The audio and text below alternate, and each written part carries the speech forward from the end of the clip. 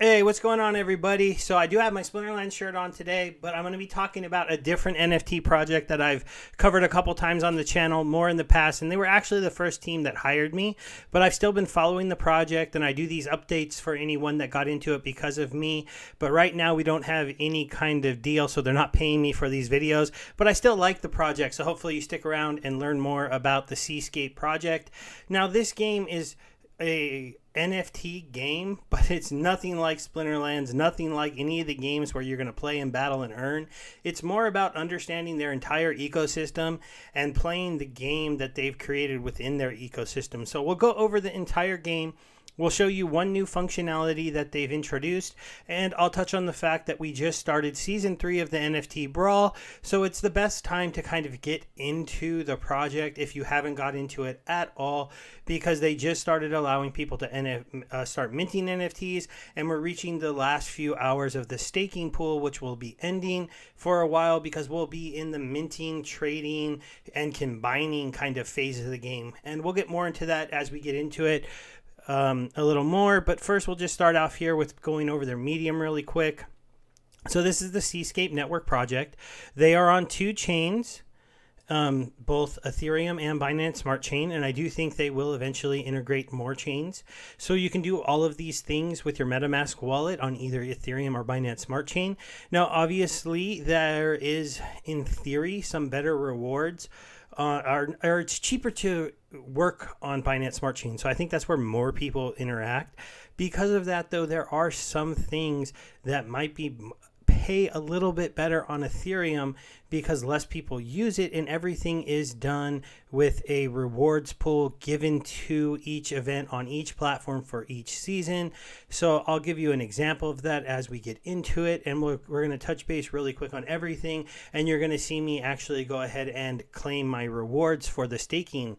Now, we'll go back here, and you'll see a month ago was the last time I covered this, and I meant to do more updates, but with everything going on in Splinterlands and how it's been blowing up, I just got distracted. I wasn't paying attention to this, so I get to give you an update today. 1 month ago, we talked about it all starting. I talked about the prices. The token was just about $7 or $8 a month ago, and so we'll be able to touch base today, see how it's grown, and see what's going on. So the first part of this game is the ability for you to take their token, and that's the Crowns token. It's CWS on the ETH chain, and it's PCWS on Binance.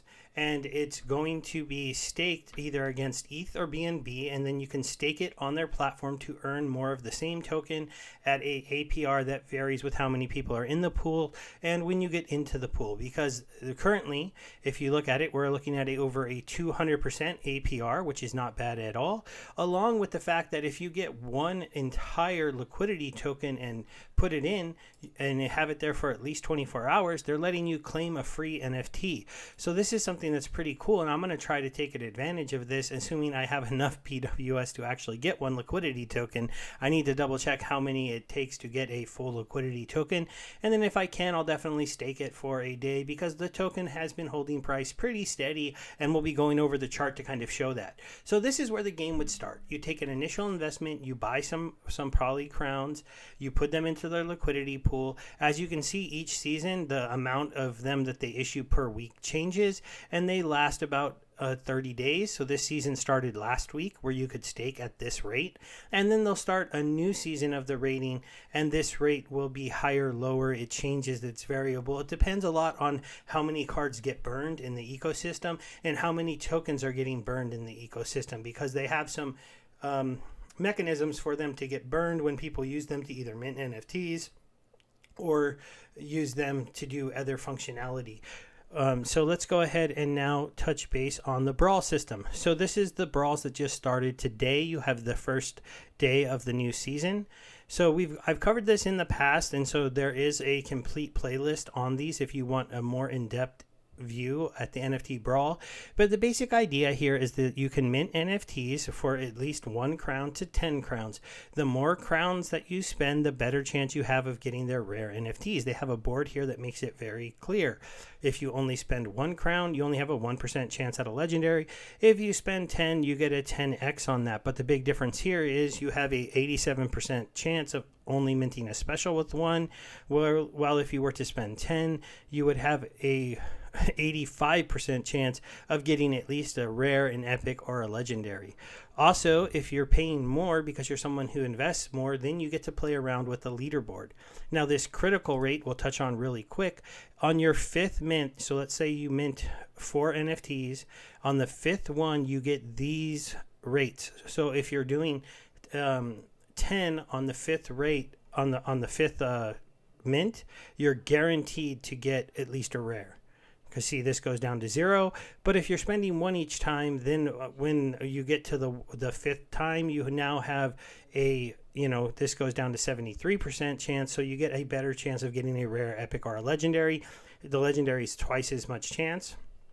So that's kind of letting you know that if you're going to be minting a lot, you can kind of decide, do I want to buy hundreds of crowns and spend 10 each time, guaranteeing myself some rares and epics? Or do I want to maybe only buy 5 and get 1 shot to get 1 extra? And we'll talk about why you'd be looking to mint more than just, say, 1 NFT. Now, if you want to play this game and kind of play it theoretically for free, then you go ahead and stake your poly crowns. You then have to have enough stake to be earning, say, 1 a day. You claim that 1 that you earned, you come mint an NFT. Then every day of the season, you can mint an NFT. And at the end of the season, as you can see the countdowns right here, you'd have, 30 NFTs. And so that would be pretty good. Now, if you were just minting 1 a day, you're not going to be really competitive on the leaderboard. As you can see here is the daily leaderboard that's already been spent today. The top minter spent 169. We have about 3 hours left in the first day when I'm making this video. Depending on when you watch it, we may be in the second day. You got this person at 141. And then you got 76, 50, 48, and it goes down, down, down. But as you can see, you need to spend 36 in 1 day even to make the leaderboard right now. Now, the leaderboard changes from day to day. A lot of people might have a lot of polyclowns because of what I'm going to show you in the staking season next. But the stake, so they might have had a whole bunch of stakes ending, so they just had a lot. And so they wanted to go ahead and get on here and put themselves in an early lead on the season board. So basically at the end of each day, you get paid back this many if you're on the leaderboard. So he spent 169, but he's going to get 120 back. So he's going to be like he spent just right around this level, but he got a lot more NFTs. Sorry, seem to have just a bit of a dry throat and I don't have any water, but I'm just going to keep going.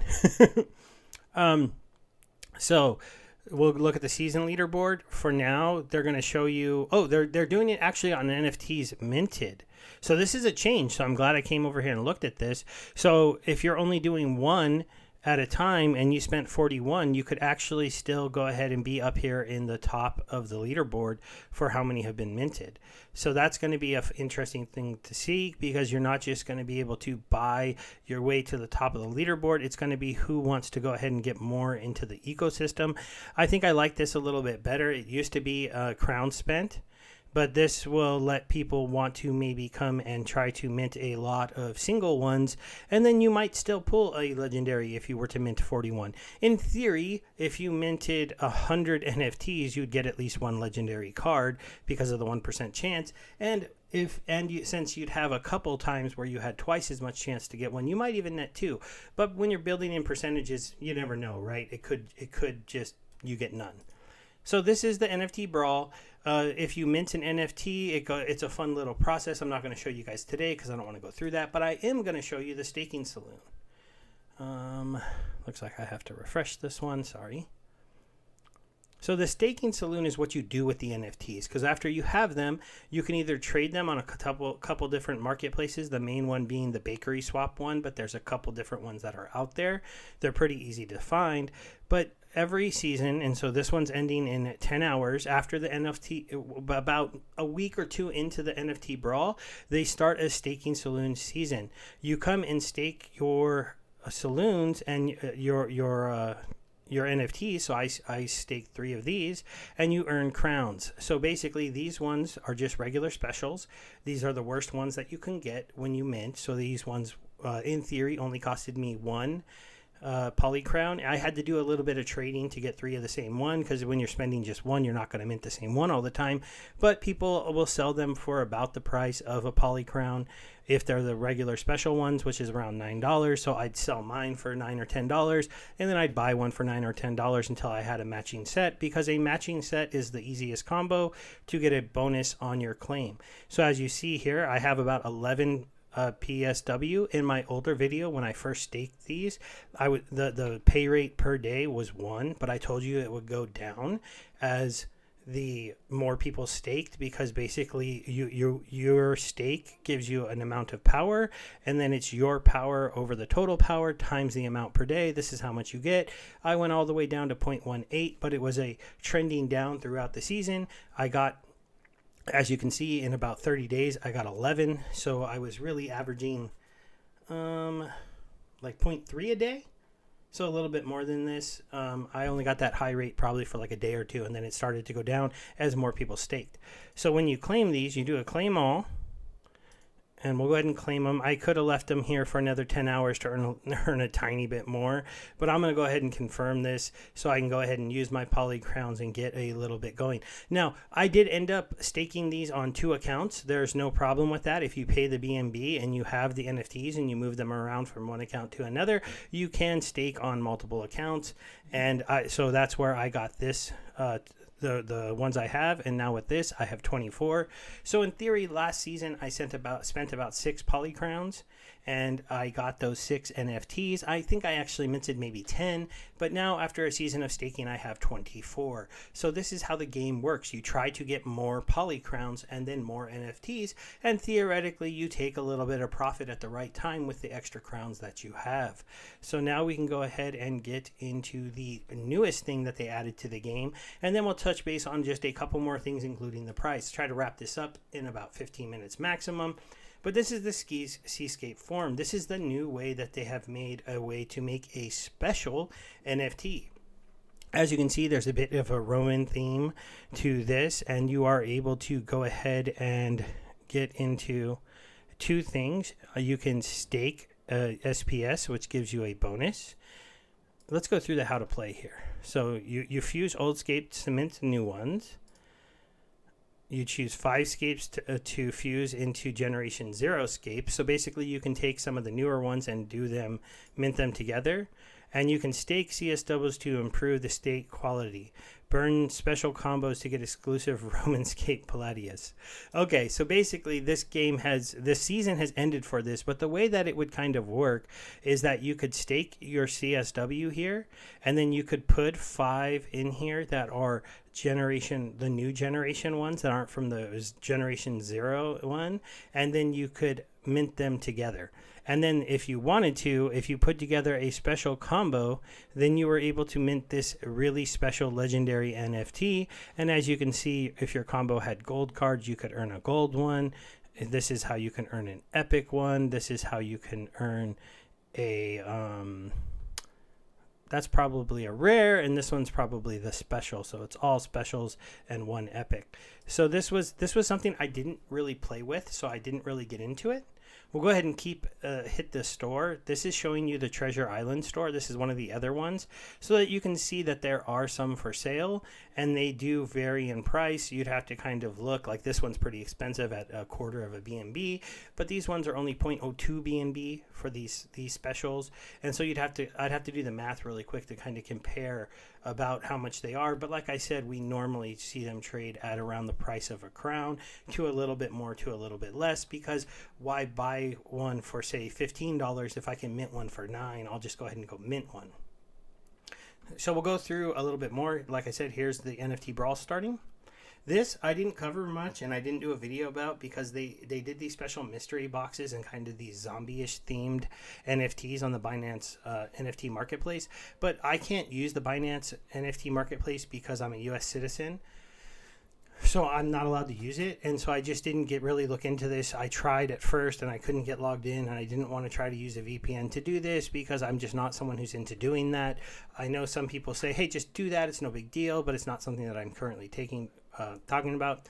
This is the profit circuits staking. Like I told you, the season just started about a week ago, so this is when it was started, and there were 60,000 crowns to be given out between the Ethereum and Binance Smart Chain. So it's basically 30,000 crowns each. That's why on Ethereum the APR might be a little bit higher, because maybe less people are willing to stake on Ethereum because of the fees.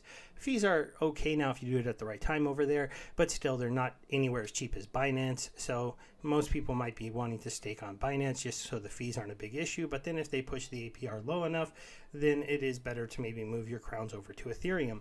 This is all something that you'll have to kind of figure out for yourself. Okay, and then they did get their token trading on SushiSwap recently, so that was something they were proud to have pulled off, so that was really cool. And then they did a combo with Gelato on Ethereum. The nice thing about the Gelato combo on Ethereum, but I'm not a big Ethereum user, is it sets it up so that you can use their service to automate some of the services of minting NFTs or claiming. Like, I think you could set it up so you could have them automatically claim your crowns that you're minting in the game and then go mint you an NFT. And that would be kind of nice, because then every day you don't have to go and do that on your own. Let's go ahead and see, is there anything else? They got into CoinMarketCap. This is talking about the Binance blowout went well, but I just didn't really cover that, so it wasn't something I did. And then they do a monthly recap that you can come and check out. So we'll end this by just kind of taking a look at the price. So this is the 30-day price of crowns. So when I first did my video, it was literally a month ago. So it was right after this pump, and I did say, sorry, I didn't tell you about it at $4, but we pumped up to $7, and I was my video was right around here. As you can see, the price did go up as I predicted in that video to like $10. Nothing crazy. This isn't a 100x gem. And then it tested 10 again, and then it trended down a little bit, back down to just about 7, made it to 9. 9's been a bit of resistance for a while, and it just recently broke that resistance to be sitting at 9.25. Now, this is the time of the season where crowns should hold their value pretty well, or even trend up a tiny bit. But since it is a farmable token, it's not going to explode, right? I think almost any farmable token doesn't explode, but this one has a use case that does get rid of them by minting NFTs.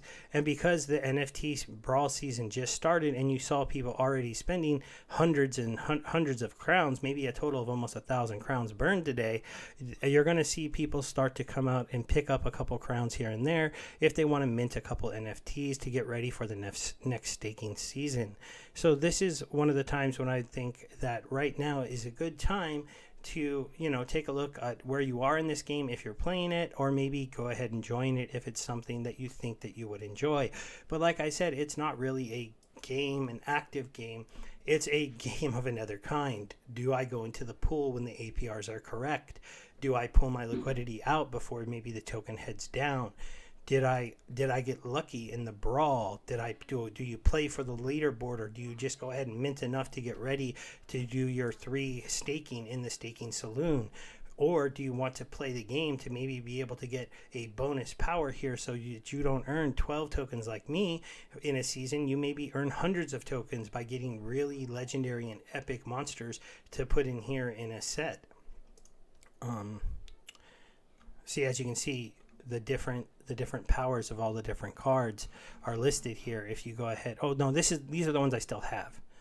So see, I have one special here, and then I have these commons. I didn't end up staking the commons because I didn't have a combo that would give me any bonus, and I haven't been able to get any more commons unless I buy them off the marketplace very cheap. Got a little sneak at the ones I still have in my inventory. It's hot in the house today, so I got a little sweaty if any of you are wondering. I'm not really sick or anything. It's just warm in this room. I think we'll go ahead and end it there. It got to 18 minutes, everyone. That's a little longer than I wanted, but I hope you enjoyed the video, and I hope you do take a chance to check out the Seascape network if you haven't yet. If you're on Binance Smart Chain, it's a way to basically earn a pretty steady return. It's not a way to do a 100x or 200x. I don't promise those. It's not going to happen, but it's still kind of a fun thing to do to just have a pretty steady income. Thanks, everyone. Bye.